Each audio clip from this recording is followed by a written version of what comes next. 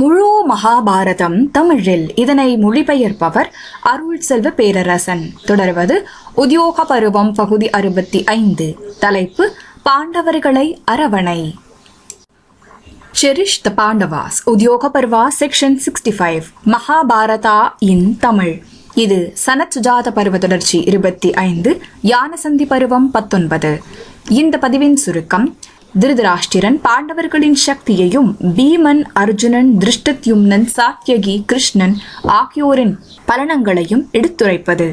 கிருஷ்ணன் அர்ஜுனனுக்கு நண்பனாக இருப்பதால் பாண்டவர்களை வெல்ல முடியாது என்று சொல்வது. பாண்டவர்களை தனது சகோதரர்களாக ஏற்று அவர்களுக்குரிய பங்கை துரியோதனன் கொடுக்க வேண்டும் என்று திருதராஷ்டிரன் சொன்னது. இப்பொழுது உத்யோக பருவம் பகுதி 65, பாண்டவர்களை அரவணை. இப்பதிவுக்குள் நுழைவோம். திருதராஷ்டிரன் துரியோதனனிடம் சொன்னான்: ஓ துரியோதனா, ஓ அன்பு மகனே, நான் சொல்வதை கருதிப்பார்.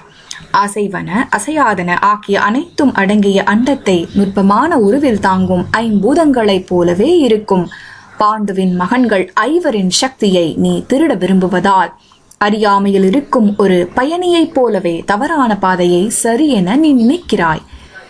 நிச்சயம் உனது உயிரை தியாகம் செய்யாமல் உலகத்தின் அறம் சார்ந்த மனிதர்களில் முதன்மையான குந்தியின் மகன் யுதிஷ்டனை உன்னால் வெல்ல முடியாது.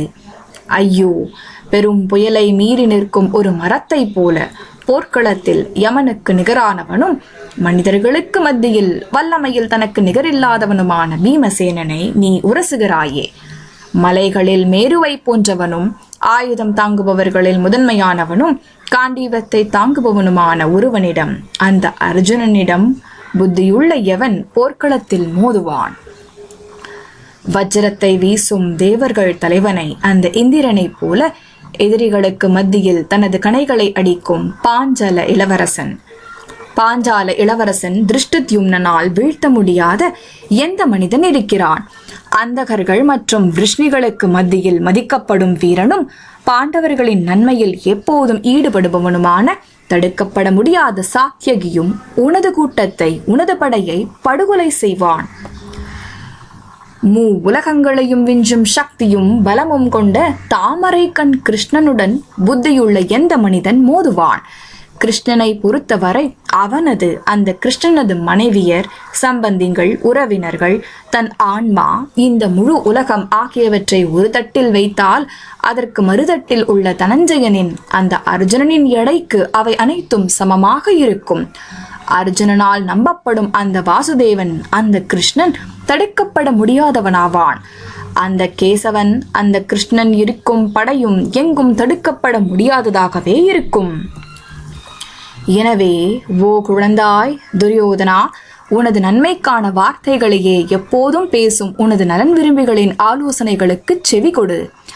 முதிர்ந்தவரும் உனது பாட்டனுமான சந்தனுவின் மகன் பீஷ்மரை உனது வழிகாட்டியாக ஏற்றுக்கொள். நான் உனக்கு சொல்வதையும் குருக்களின், இந்த கௌரவர்களின் நலன் விரும்பிகளான துரோணர், கிருபர், விகர்ணன், மன்னன் பாக்லீகன் ஆகியோர் சொல்வதையும் கேள். அவர்கள் அனைவரும் என்னை போன்றோரே.